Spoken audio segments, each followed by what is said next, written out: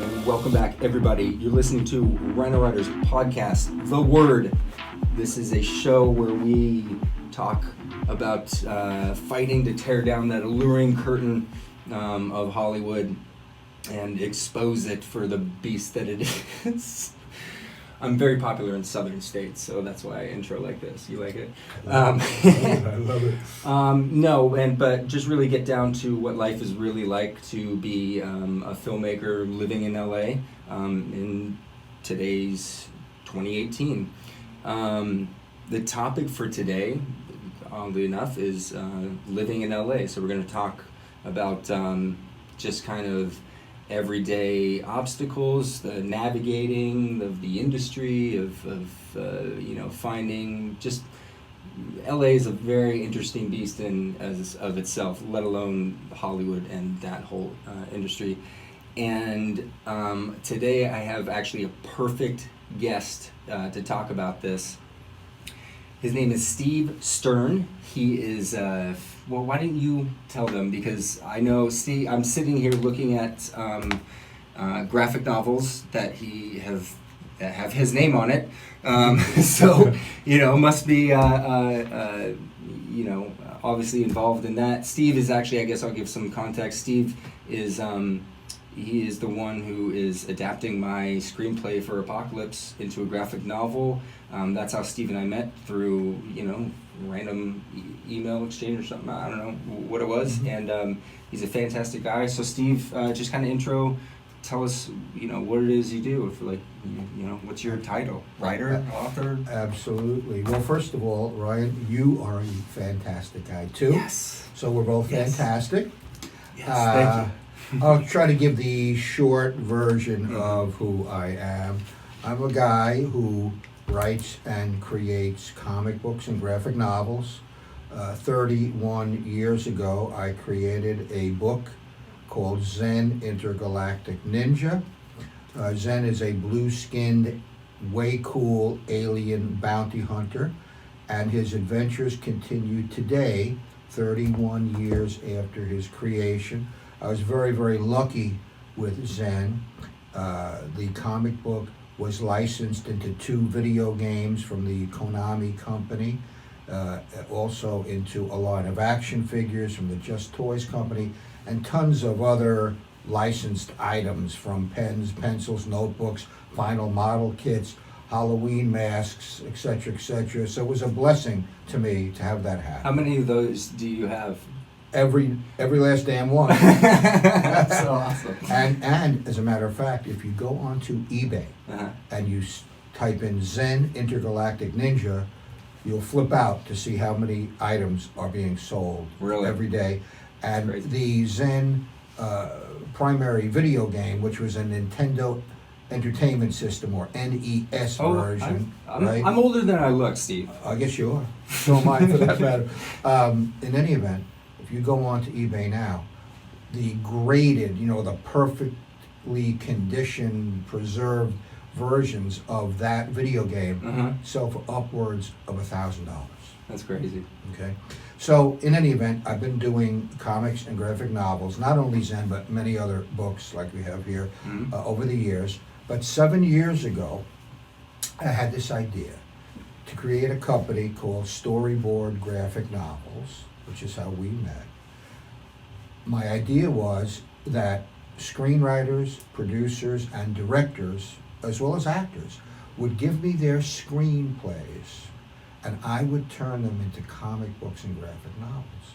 So I tested out this business model, and it took off like the proverbial rocket ship. I'm busier today than I've probably ever been in my entire career. And back in the day, I owned an advertising agency in Princeton, New Jersey, with some major clients like the Singer Sewing Machine Company, Hey Band, Menswear, Rosenthal, China, and I was pretty damn busy then.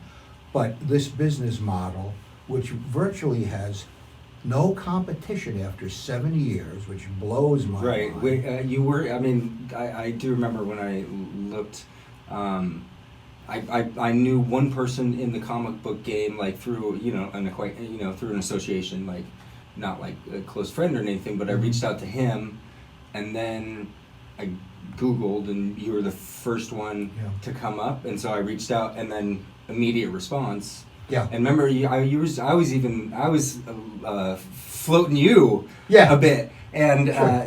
yeah, because I mean, it seemed like it kind of seemed in the realm of like too good to be true. I mean, it's like it's a fair price and everything like that. It's Yeah. not, we're not talking like, oh, throw me a couple $100 and I'll, and you'll have a graphic novel. Right. Poof. It's like time and work and money and stuff like that. But like, so for personal experience, like we're halfway through penciling Yes. the graphic novel. I Which mean, first of all, the fucking screenplay is out of this world. It is. I loved it. The minute I Out of this part. read your screenplay, I said, we've got to do this. So that helped. And second, well, we got an incredible artist that Steve fought for, and it's like in LA. This is see, we're getting Yep. into the in LA.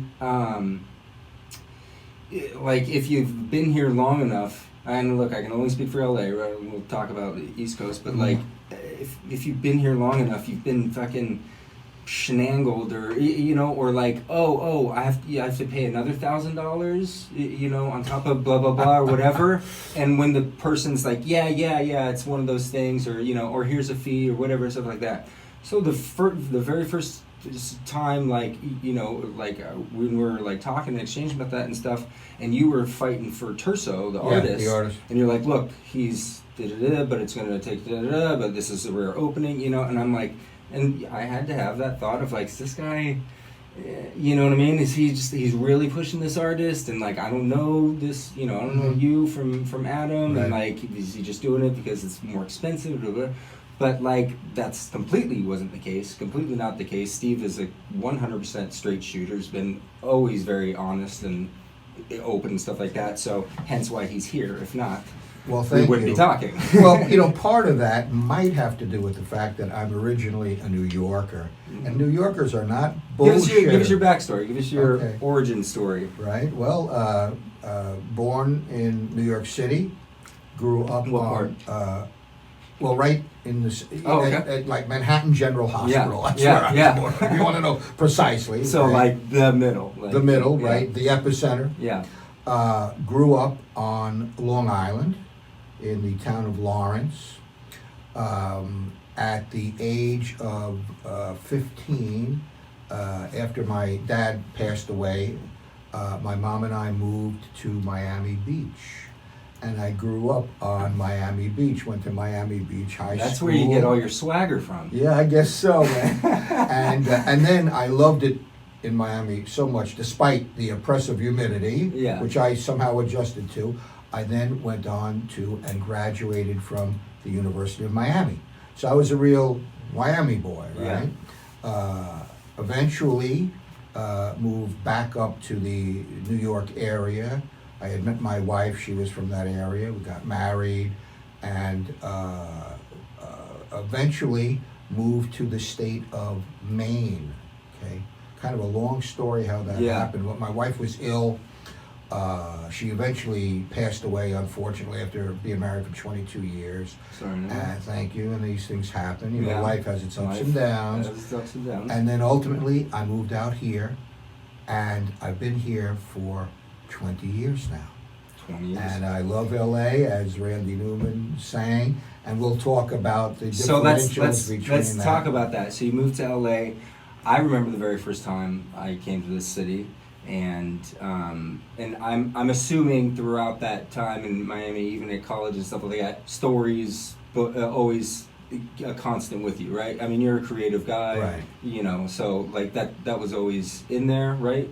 Absolutely. Well, to give a little continuity as to how I got here, when we were living in Maine, I met this artist named Dan Cody, and Dan had always wanted to do a comic book, and I had this idea for many years for Zen. We got together, we did the first issue of Zen, I self-published it, we went to a local printer up in Lewiston, Auburn, Maine, and astonishingly, we got a lot of orders for the book. This was at the time of what was called the black and white revolution in comics. when the Teenage Mutant Ninja Turtles came out. We came out almost around the same time. Remember they were black and white? Yeah. Of course. Yeah. And Zen was initially black and white.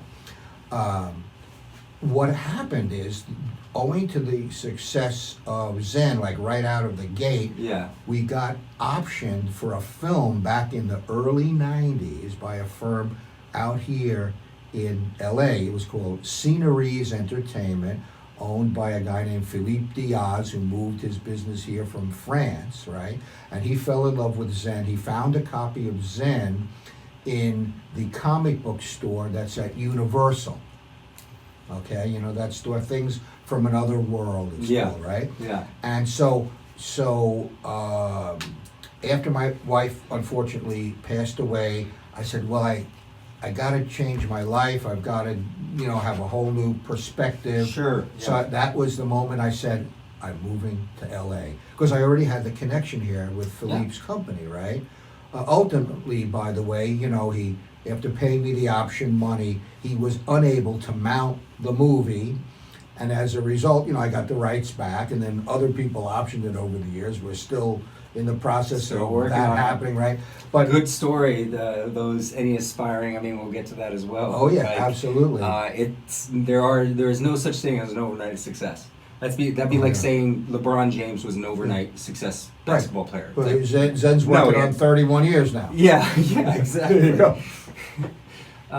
So what was so I vividly, can remember like a feeling, and I was that kid with the camera, at 6 or 7, like making movies. Like I was the kid with the comic book at 6 or 7. Exactly. Well, actually, shout out to J&R Comics, Jake Nickerson and I, my old friend. Back home, we had a comic book. We hand drew them. You know what I mean? We had like how cool. we had like a whole series of like just like stick figure guys. Because they were easy. We could bang out stories. Yeah. And then we tried our best to draw like real characters, and we were big in like so it was all like superheroes and villains. Yeah, but that's the nexus Yeah. between comics and movies. Yeah. And that's where my company Storyboard is, right at that nexus. I know. No, it's a brilliant thing, and so like the reason I'm bouncing all over, but I told you the reason why I decided to even think about doing a graphic novel or turning my screenplay into a graphic novel was my wife Abby, like her, I don't know, related to her stepfather.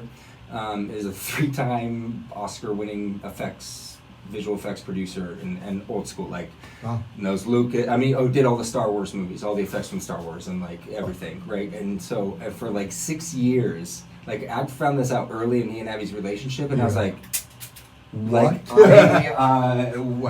what? And because I knew the name, and so for like 6 years, I called his assistant every couple months. He's busy, he's on like board for the Oscars. Like so, for 3 months during Oscar season, he's not even available. Like I finally get my meeting with him, and I spent the first 30 minutes completely geeking out. And I was Of like, course. okay, I had wrote notes, like an outline. Yeah. Of like, okay, I need to ask him this. I need to ask him this. I want him to verify this story and this movie. And so I was like, okay, first I can just like he was so cool and like probably and enjoyed it. I'd love to get him on here. But like he was like Poltergeist, the old story that like Spielberg actually directed, that not Tobe Hooper. He did the thing. He was on set every day, and he goes, Spielberg directed that movie. See, and told him the story behind it, and I was like, oh, I love that kind of old Hollywood stuff. your experience with Geek It Out, I'll give you my comparable one. Yeah. Okay. So growing up, I was totally fascinated with comics. In fact, I liken it to love at first sight when I opened my first comic book, which was a copy of Superboy. Okay. But anyway, growing up, I loved a bunch of comics, and I loved one particular book, Metal Men. Okay. DC Comics, Metal Men, and it was drawn by a guy named Ross Andrew. And here I'm growing up, 7, 8, 10, 12, loving this book. Eventually, we did a licensing deal with the Archie company, and there was, for a couple of years, Zen was published by Archie, because we did sort of a younger iteration of Zen that keyed into the video games and the toys. So anyway, they had to find an artist to work on. I ended up working with Ross Andrew, who did Metal Man, that I grew And up you geeking freaked out. Freaked out beyond belief. And beyond that, Ross and I became the best friends. That's I was awesome. the last person to talk to him before he passed away. Wow. Yeah, so, yeah, we know Isn't when it you incredible? get geek- We can take a meta tangent for a second, but Sure. you know, you and I vibe off each other with very good energy. I feel like Yeah. and stuff like that. That's a fact. Like, and I've had this discussion with people on here before of just like, and LA is very funny like that. I find that like just the tiniest little, you know, change in trajectory. Like you really like the things. Look around. Like Yeah. I couldn't have imagined this even 2 years ago. Yeah. You know what I mean? And like. Land of opportunity. Yeah, and I had my big, you know, breakdown, everything, but like just looking at life like in a different perspective, Mhm. it's incredible those little moments, like you know, you getting to work with, and you know, like the one who got you into comic books, and you remember it so vividly. You know, it's like, dude, the day I shake Arnold Schwarzenegger's hand, I'm gonna freak the fuck out. Right. Freak the Right, fuck out. exactly. Like freak the fuck That's what out. happened to I'm me. gonna start crying. I could start Yeah. crying right now just thinking about that moment. Yeah. It's that important. Yeah. And that's one of the things I like to touch on in this show. Is just like the power of fucking storytelling, whether it be in book or movie or song or anything, is just so like it's incredible. It's really what drives the world, doesn't it? It 100% does. Yeah. 100%. Yeah. And so I don't know, just it's a little tangent there. It's cool. But so have you noticed? My wife and I discussed this. My wife's 14 years in the city. I'm like 10. Mhm. So she's got some you know oil in the well. Yeah. Is that a weird That works. expression? All That right. works. But she was, or we were talking about this. LA just seems. I mean, first of all, every city has a vibe, right? Any Right. city that a major metropolitan city, like, just it does, right? I don't know, at least for me. And LA, the seasons are so interesting to me because every year you'll see a cycle, right? And it's there's all the new faces, you know, how long you been in LA? I met a kid yesterday at an extra school, like, venting frustrations about LA. Yeah. Well, how long you been here? A month. I said, get the fuck out of here. Like, I've been here 20 years. right, like, Yeah. come on. So, but like, it's interesting for me to watch. I've learned to grown to like kind of appreciate the seasons and just feel the kind of vibe of like spring is very springy. And it's like there's, you know, new people auditions and new, you know, and then summer's getting, the weather's getting better, and then summer when the big productions are going, you know, and there's and then everybody takes August off, and then September and we got you know, and then film festivals start rolling in, and then it's the, you know, winter months, and then it, you know, and then everybody takes off for 6 weeks Right. or something, Right. and then Sundance happens, and it all of a sudden kicks off, and then you got this flow, and then Cannes, and it's just this wave. If you're in the industry and you do a lot of you were just talking about Comic-Con and comic book festivals and stuff like that. So do you find like a similar type of like wave flow? Oh, like, absolutely. yeah. Well, the comic book industry has burgeoned so much, and so much of it happens here in Southern California, okay? Because a lot of the creativity. Now, DC Comic, there's two major comic book companies, Marvel. Yeah, I was like, and let me DC. guess. Now, many of your listeners and viewers may or may not know. There's probably 9 of them now. 9 of them, Yeah. which is a great number. They probably do not know that Disney, several years ago, bought Marvel Comics. Mhm. So Marvel Comics is out here, okay? Now, DC Comics has been owned for decades by Warner Brothers, so they're out here, okay? Mhm.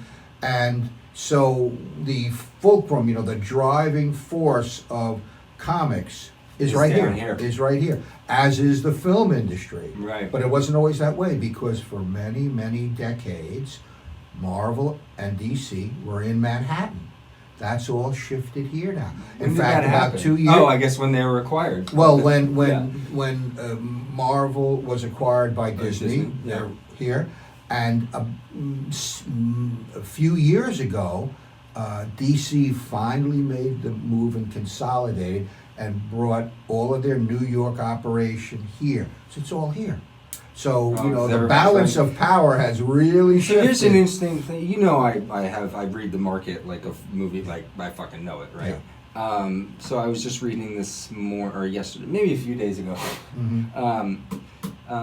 Steven Spielberg is going to direct a DC superhero movie. Yeah. Let me say that again. Steven Spielberg is going to direct a DC superhero movie. Now, to Joe Schmo, whatever, like that mean whatever. To me, I see that. That's a strong chess move by Warner and DC. It is. Because they've been getting their face beat up. And they By Marvel. they are able to get the greatest living director right now to do one of their movies. You think and because their problem has been there's too many, in my opinion, for the DC movies. Yeah. The reason they're failing is there's just too many pots in the pan. They moved too fast. You know what I mean? They tried to jump on it right away, and so they just haven't let artistic freedom. You know what I mean? Like, and Zack Snyder's been off and more, but it's like let him do his whole version. You know what I mean? Or whatever. Right. Anyway, Steven Spielberg will not have that problem. No. He has. I mean, he's been crescented in. He's been grandfathered in since the '70s. Right. Right. So I'm actually very curious about how that movie's going, especially coming off his success of Ready Player One, which was very youth driven. You know what I mean? So. we could talk for. I could talk for hours, which we will not. Just about how the Marvel movies have so succeeded and the DC movies have not. Now they have had some serious success, like Wonder Woman, and having a female director on that is going to, of course, be a sequel. But, without getting into the weeds of why DC has not really optimized their cinematic universe, we'll just hope that with Spielberg and with the future, they'll get their act together. Well, the reason I think it's such a strong chess move is that I think Marvel's deflated. I mean, they're inflating, but they only have so much hot air to do. Like, their quality is good. Like, who directed the last Avengers movie? It made $1 billion. Who cares? Who directed the last Avengers movie? Nobody knows. Right. It's two brothers, but I don't know their names. Yeah, I mean, I know what it is, but but you know what I'm saying? It's like, I mean, when the trailer for whatever the comic book character is, it's I forget the name, but it's like it's set like in like World War II, and it's like he's like a World War II pilot or something like that. I don't know. Yeah. So it's like right up his like kind of alley of Yeah. nostalgia and stuff like that.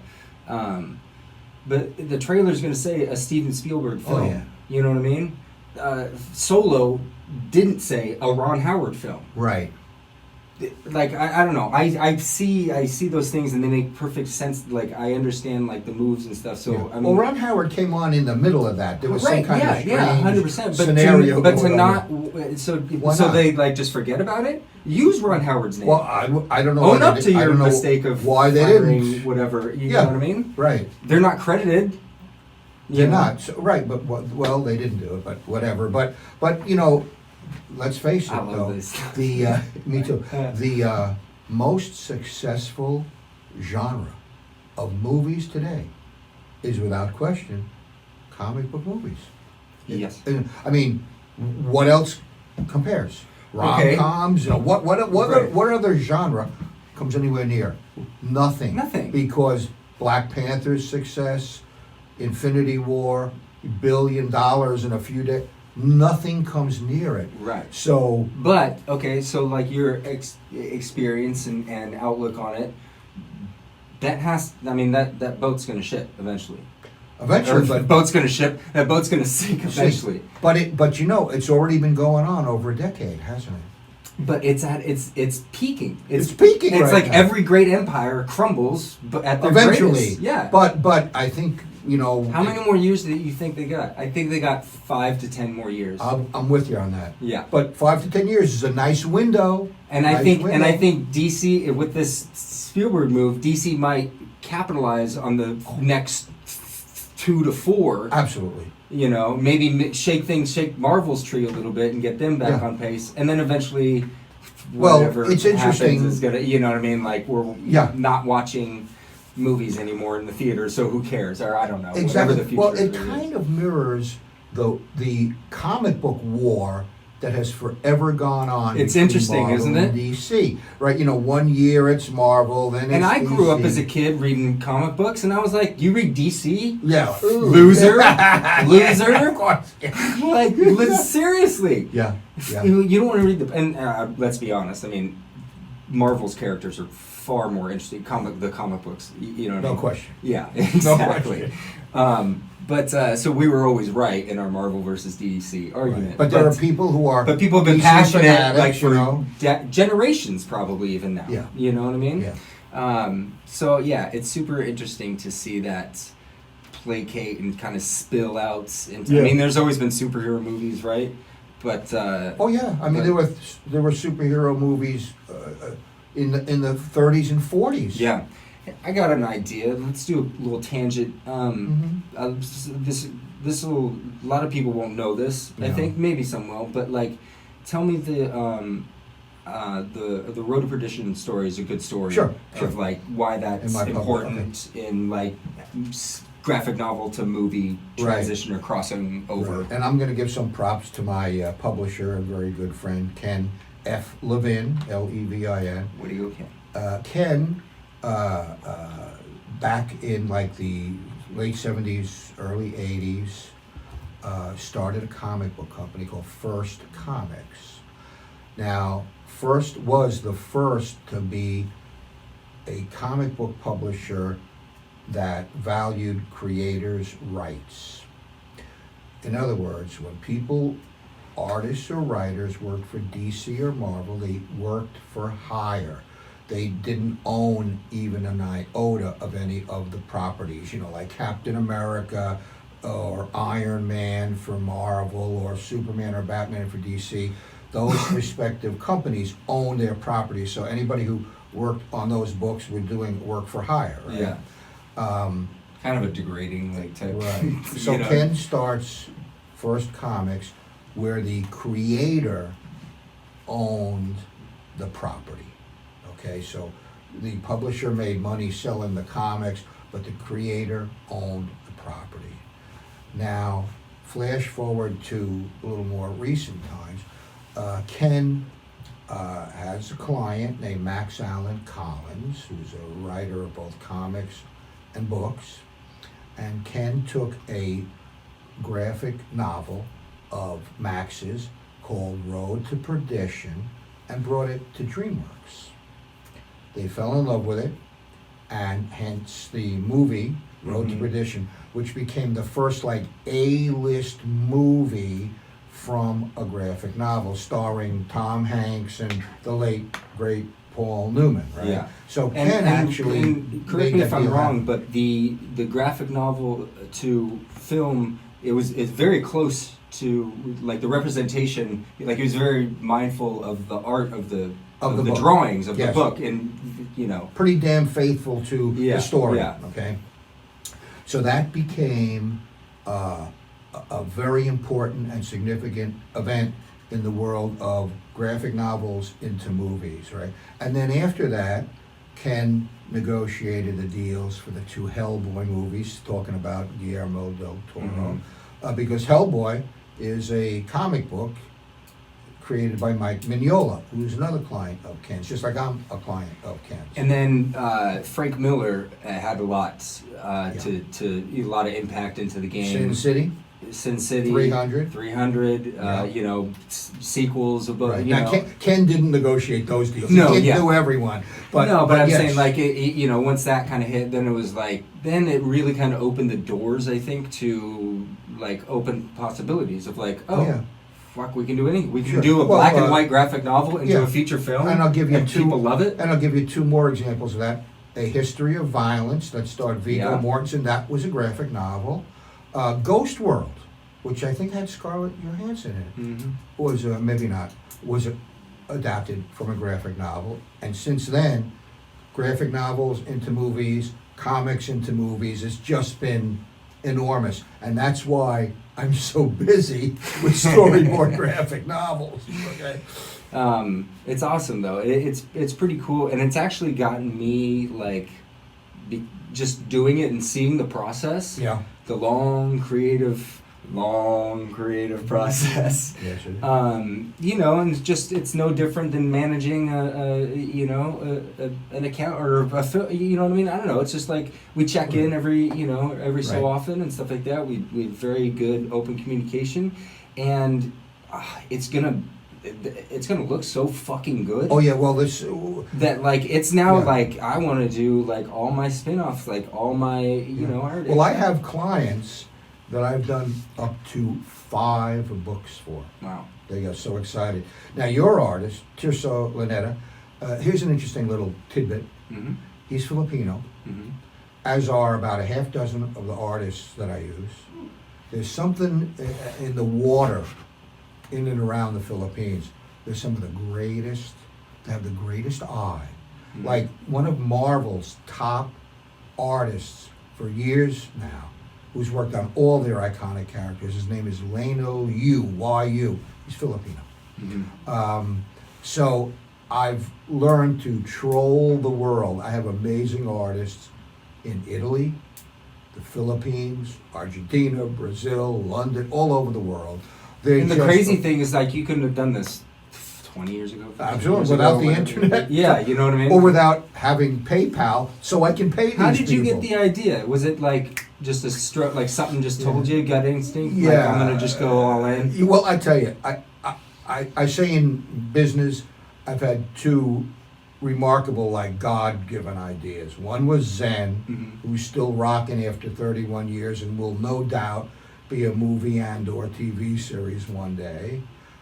So one idea was Zen, and the other was storyboard graphic novels. I may now officially be You out like- of great ideas, Yeah. but those 2 Yeah. keep me about as busy as humanly possible. Yeah.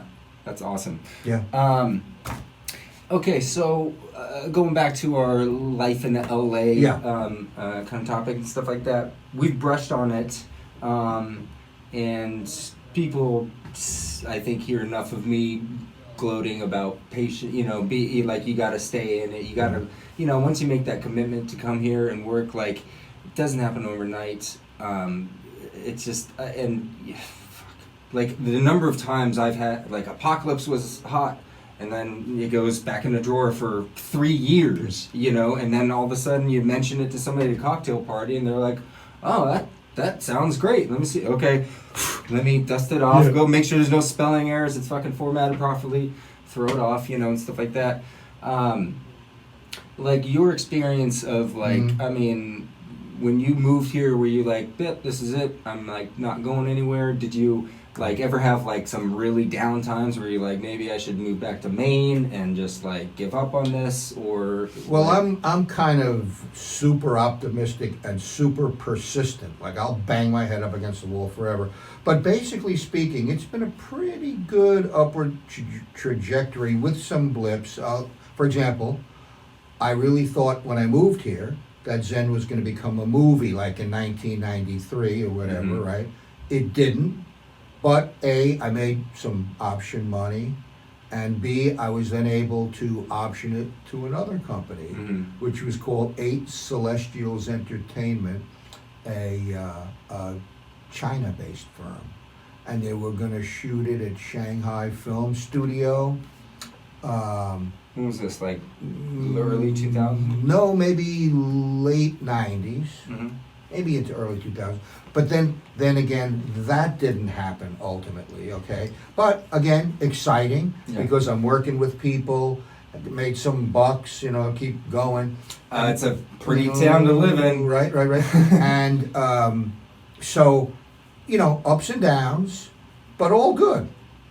In this life, my theory is, you got to believe in yourself, you got to believe in what you create, and you got to be damn persistent. And you know, if you look up persistence in the dictionary, my picture should be there because you know I think you're the same in the same way, right? Yeah. So yeah, ups and downs, but that's what life's about.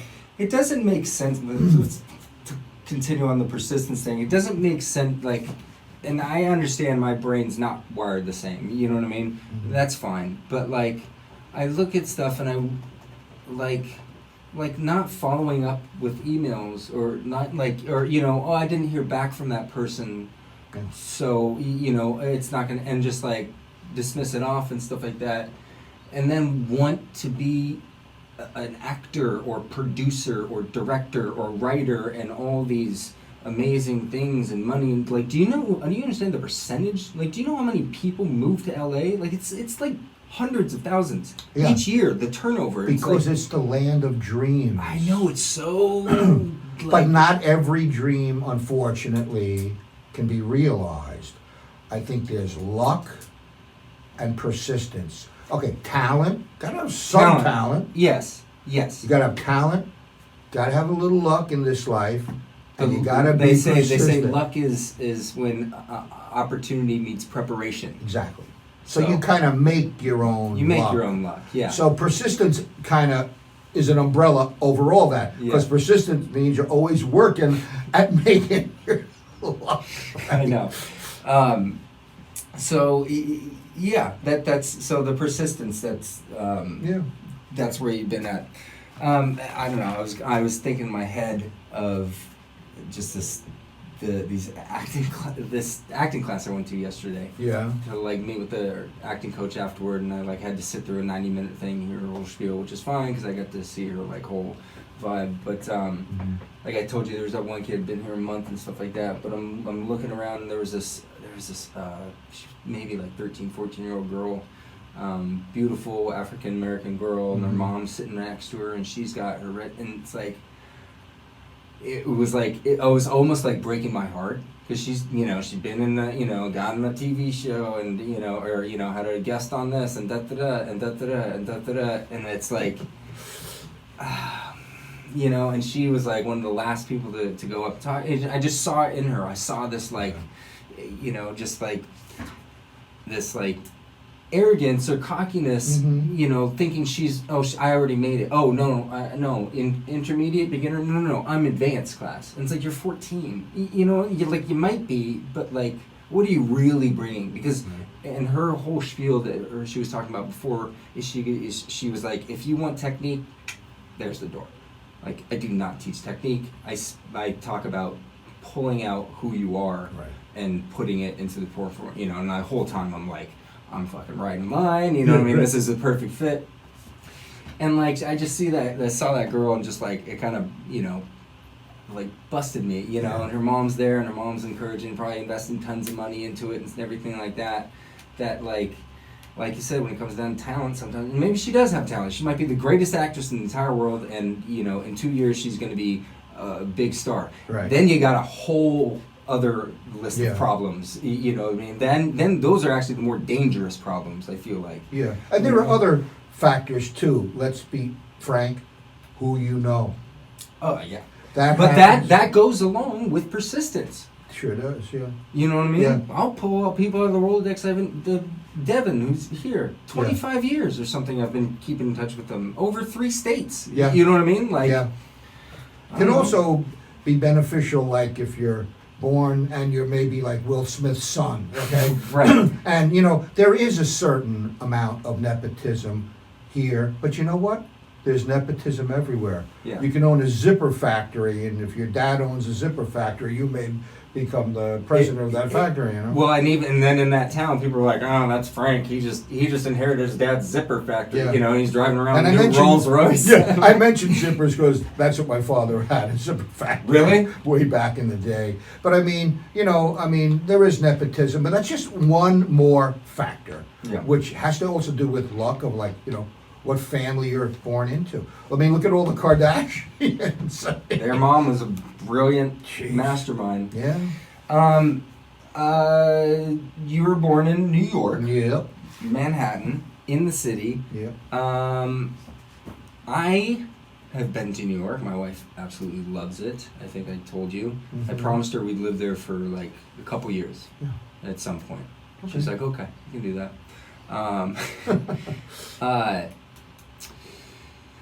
But I could not imagine being in my industry, in entertainment, you know, comic books, whatever, you know, that art and business world. In New York City, I wouldn't know what to do. Yeah. Like, it would literally be like a fish out of water, I think. If you picked me up and dropped me in there and say, go find out how to make a movie, I'd be like, oh boy. New York's very daunting. But yet their work ethic, I 100% identify with. I have to wait until 8:30 to send out emails over here because people are sleeping. Right. That, whereas, you know, drives my mind. New York and LA are very dissimilar in my humble opinion. New York is all tall, concrete skyscrapers, which can be very difficult to penetrate. And then you've got LA, which is open and sunny and typically warm, and a land where people will, okay, there's this theory that you're in LA and everybody glad hands you, like the soft pass. If somebody doesn't like something you've written, say, they won't go say to you, no. Right. They'll say, I'll get back to you. It's kind of interesting, but I'm not sure. Whereas in New York, the guy will go, I hate this, it sucks, go away, leave. That's of course kind of overly stated, but in New York, people are realistic and honest to the point of being gruff and cruel. And in LA, it's the polar opposite. They'd rather let you feel okay and still say no, but without saying no. Hence the soft pass. I prefer the LA system. Really? I prefer, I wasn't expecting that. Yeah. I just think it's you know, it's in New York. If you can make it there, you can make it anywhere. But that's because it's really tough to make it there. Yeah. It's just a hard fought town. Here, even though it's still business, and you know, and that's hard, people don't act hard. They're more welcoming.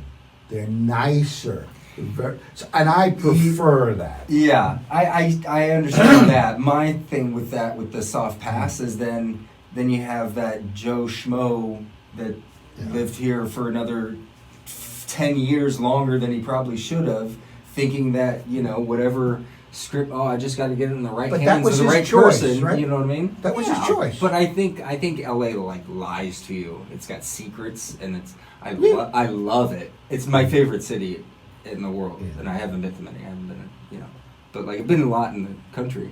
Yeah.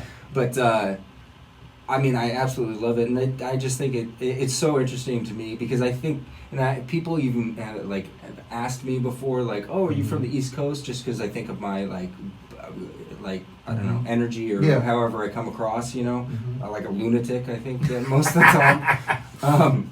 And I'm like, no, I'm from Everett, Washington. But where was I going with that? Oh, it takes a certain breed to live in LA, like, you know, and survive it and go through. Same thing for New York. Yeah.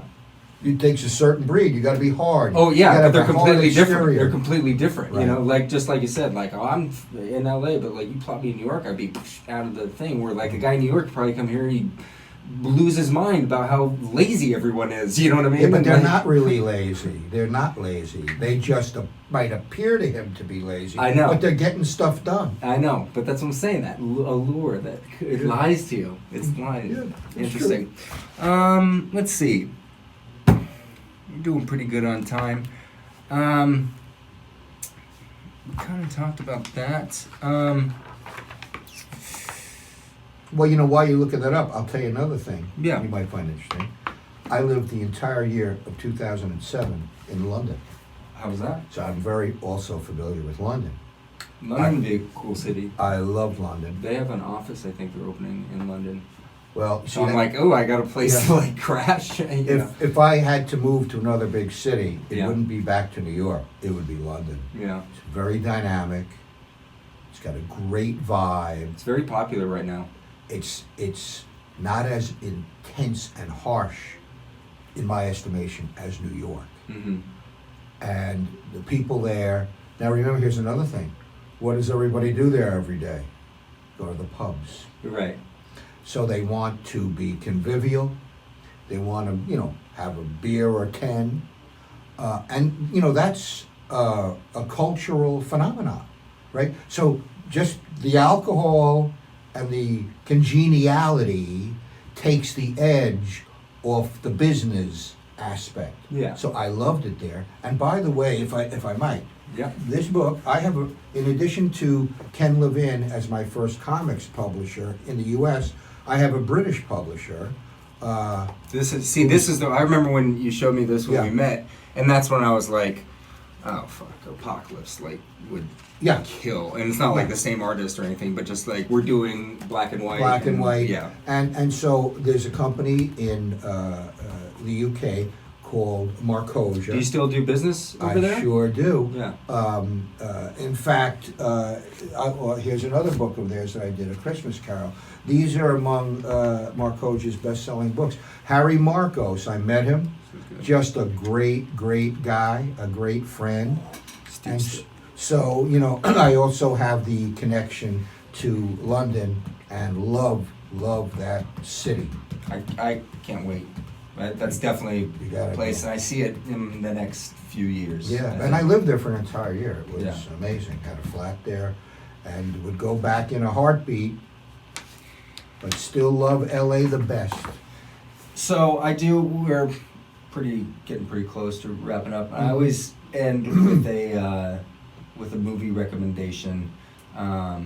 We brought up a couple movies and stuff like Mhm. that, and I kind of keep it in with the theme of the show. Since we talked about living in LA, I'll actually go first because I love LA films. Love LA films, and if anybody's questioning what that is, it doesn't just mean it's a movie set in LA. It's like, I don't know, it's like it catches the backdrop just right. Yeah. I'll give you an example.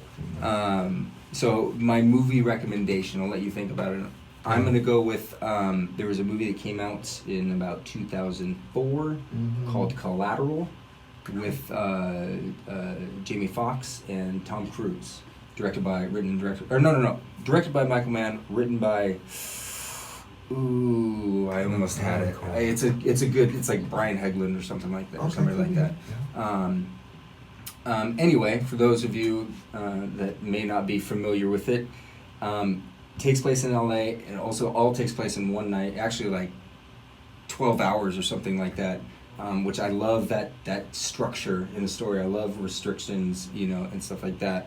And Jamie Foxx is a cab driver, happens to be at LAX, picks up Tom Cruise, who is a hitman, pays Jamie Foxx to drive him around to do these, whack these guys. Jamie Foxx finds out, blah, blah, blah. Chaos ensues. It's incredible, but on top of that, the fact that Jamie Foxx's character was a cab driver from LA. We've all seen movies and of cab drivers in New York, and they're very like, hey, what are you doing? You know what I mean? Yeah, exactly. But to see, there's cab drivers in LA that know the entire city like the back of their hand. And there's like one scene early on, they're like arguing cab or which way to go. This is before Waze or Google Maps. You know what I mean? And so plus Michael Mann really knows how to shoot his backdrop, and real locations and stuff. And it shows all of LA, and the color tone is very orangey. It was his first time kind of experimenting with video, and so it just gives it like just that gross kind of look that I love so much about this city. You know what I mean? So that's my movie recommendation, Collateral. It's incredible. I've seen it probably 17 plus times. Wow. Yes. I've got a movie. Yeah. It's the quintessential LA movie insofar as I am concerned. I'd be interested to hear what. Well, I don't know if this will surprise you or not. It shouldn't. It's Chinatown. Ooh, great one. Great one. You know, not only. So nobody knows Chinatown. I've read the screenplay for it. Yeah. So like, because the 9 people that are listening, are like my mom's one. Yeah. So she's seen Chinatown, but like nobody else has. So. Well, not only. But they all know like, oh, Chinatown's one of the best Yeah. movies ever made. But Right. tell them why. One of the great twist endings, if you will, revelatory endings. The fact that it has true history of how LA was built, the infrastructure. It's right there. Mm-hmm. Implying or meaning that like basically how we brought water Exactly. to the city, to one of the biggest cities in the fucking world. And what kind of corruption and Yeah. cover-ups had to happen to make that happen, right? Plus the fact that, I'm a huge mystery buff, right? And I read, all of the famous books, the Dashiell Hammetts, Mm-hmm.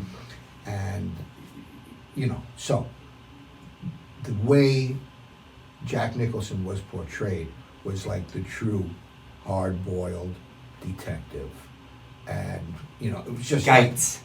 Yeah, That's a character. yeah. Geitz. And it was just like everything about that movie, the unfolding of the mystery, the unfolding of how water was brought to here, and that amazing ending, to me, makes it the ultimate LA movie. So there's a book that I kind of adopted as like my Bible of like screenwriting. It's called Story by Robert McKee. Sure. Okay. In there, he references Chinatown a lot and has several excerpts from it. And I then since read the entire screenplay, myself and stuff like that. And like to nail all of that, like, okay, yes, he had the idea of making LA and telling the backdrop and stuff like that.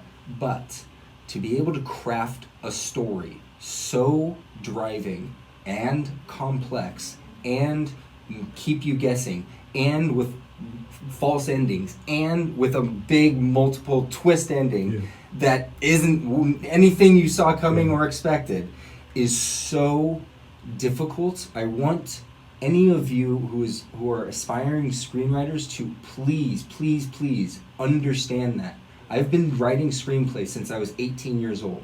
I will be 38 at the end of this year.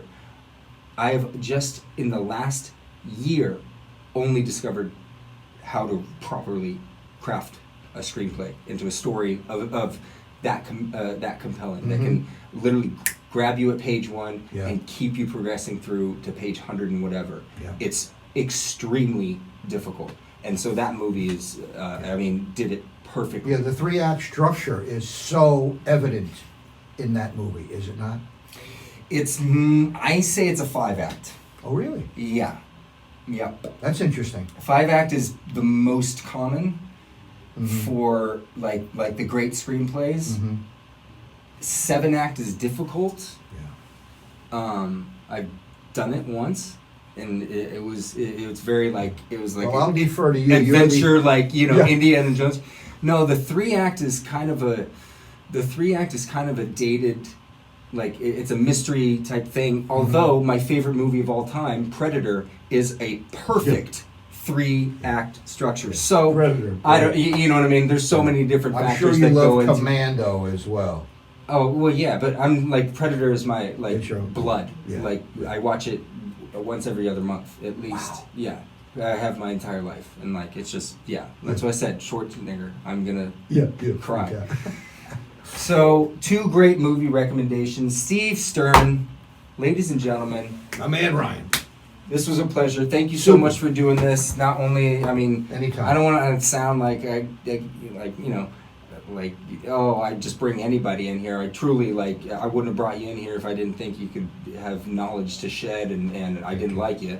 But you also kind of saved my butt because I'm trying to keep this thing going as a weekly show, and I'm my own booking agent. Oh, and I also need a fact checker. That's my next upgrade. I think I'm just gonna get Josh to sit in the corner on Google on his phone and just no, it was 1986 that movie came out. Well, listen, I thank you so much. It's been an honor and a pleasure to talk with you. And it's just been super fun. So thank Great. you. To Thank many you. more endeavors in the future. Absolutely. That's it for this show.